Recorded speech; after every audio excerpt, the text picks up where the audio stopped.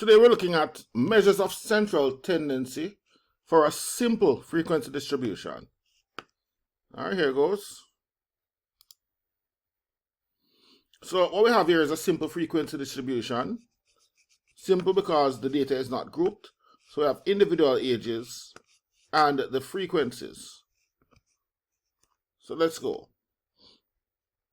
So the first measure of central tendency we're doing is the mean. And two approaches, which technically are the same thing. But this says if we just had raw numbers, right, not a frequency table, we'd have just total the values and divided by the number of values. In this case, we have a frequency table, so we're going to take the sum of the frequency multiplied by the value divided by the sum of the frequencies. So here goes. Right, the number of students represents our frequency. So we're now going to take, first of all, the total for the frequency column.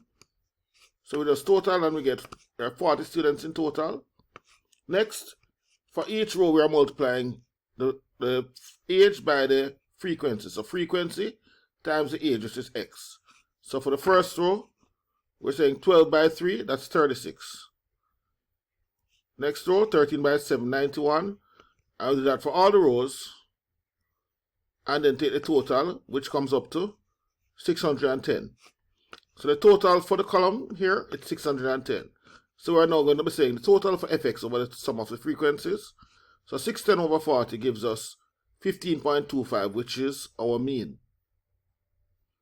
Next, we want our median. So the median is the middle number. And how do we find the position of the median? It's always at n plus 1 over 2.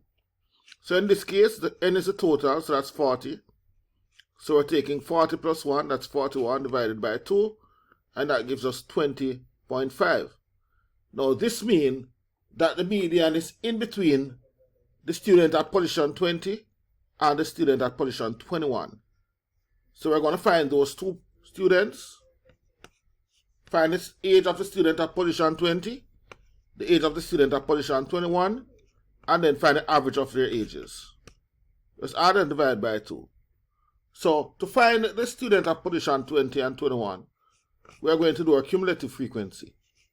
So the cumulative frequency is the total for each row as we go along, the overall total. So up to age 12, we have 3 students. Up to age 13, we have 3 and 7 students, that's 10. Up to age 14, we have another 4 students. So 3, 7, 10, plus 4, that's 14. Right, and we'll do that for the cumulative.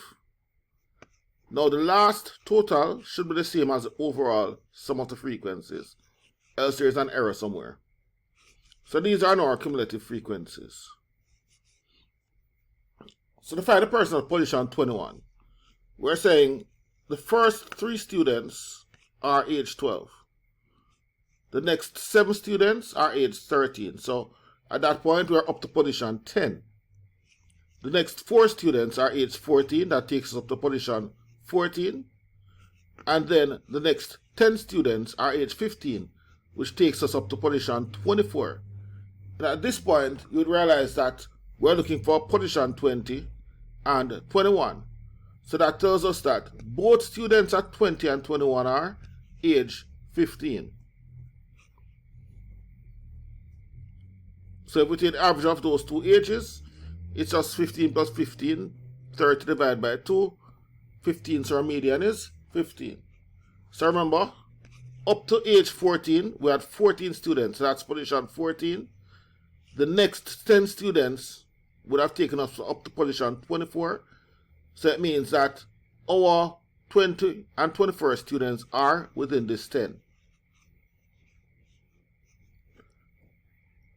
Next, the mode. Now this one is the easiest. The mode is the age that has the highest frequency. In our case, the highest frequency is 10.